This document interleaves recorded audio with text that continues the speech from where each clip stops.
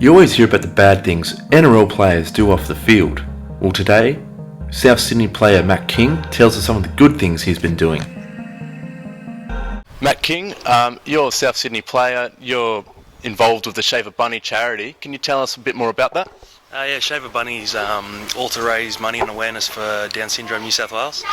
My little baby girl was born last year, and the paediatrician first thought that she may have had Down syndrome, so my wife and I went through a period of about 4 or 5 days where we weren't sure what the outcome was going to be.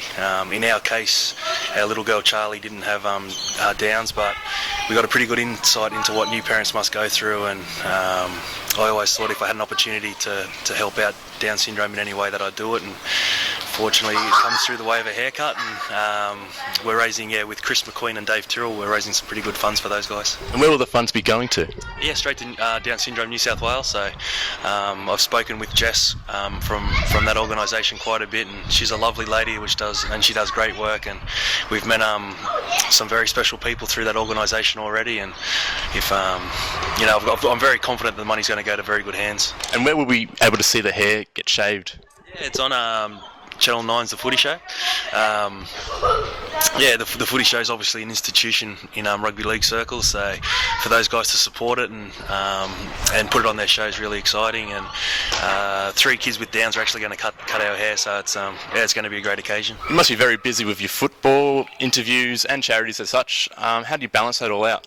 Yeah, it can get tricky at times, but you sort of just have to prioritise, and footy on most parts comes first. It's what I get paid to do, and but we get a little bit of spare time every now and again, and for us to, not just me, but all the boys put their hands up for charities all the time to try and help out as much as we can, and I think that goes for a lot of professional sportsmen these days. Everyone tries to do the best for their community, and we're no different here at South.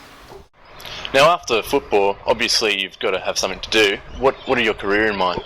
I've got a few things going on up here. I don't know how realistic those things are. If I could stay involved with rugby league, I'd love to. Fortunately, in our current time here, and with media, and there's so many clubs here in Sydney, there's a few different avenues. Yeah. Coaching kids really appeals to me, looking after the younger kids. There's also the media, as I mentioned.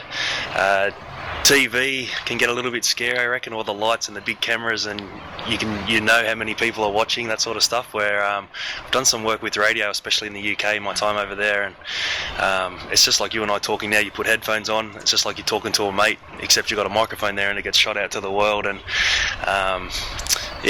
radio really appeals to me, and I love music too, so to think that you could put a song on that you love and get paid to listen to it would be pretty cool. So but yeah, I don't know, mate. I've got about 18 months to really sit down and work out what I'm going to do, but hopefully it's something to do with rugby league, because I love this great sport.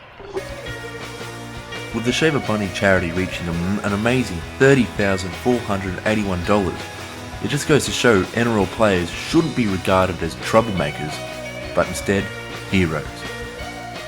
Reporting from Redfern Oval, I'm Coyte.